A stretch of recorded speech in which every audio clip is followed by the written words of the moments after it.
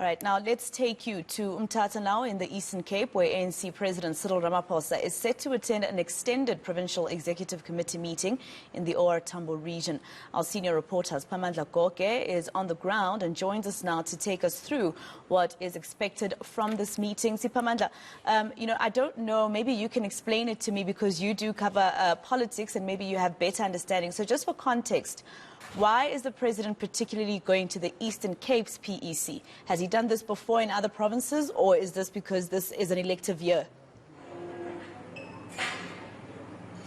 Well, not quite. This is a standard procedure. There is nothing untoward. There is nothing special about it, really.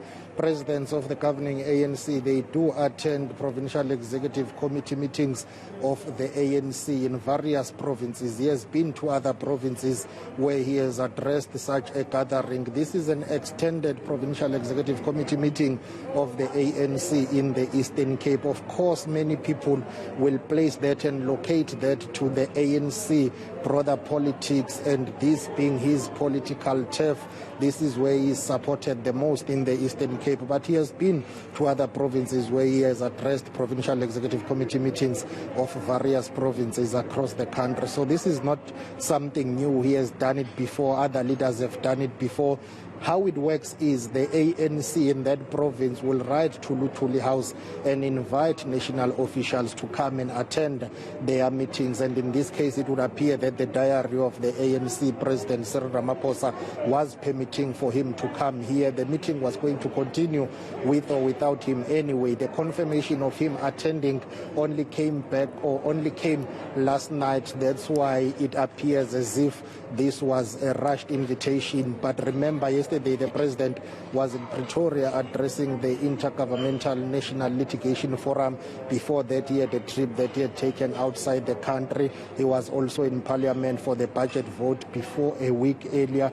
He was there for the State of the Nation address. So if and when the diary of the president of the ANC allows, he may attend such gatherings. It's not something special. It's not something unique to the Eastern Cape, but it does play into the ANC's body politic, whereby some people will say, well, this is the province that supported him in Nazareth 2017. This is the province that continues to support him. So he has come here to the extended Provincial Executive Committee meeting of the ANC to listen to what the gathering will be discussing, but also make an input, I suppose. All right, Sipa, thank you for that clarity. You know, sometimes we look into things because it's such a political year, it's such a huge year for the ANC. We always wonder if there is anything at play, and you're the right guy to ask that. So have we started? I see they're still preparing. Are we expecting him to speak at some point? And what do you think he's going to say to those people?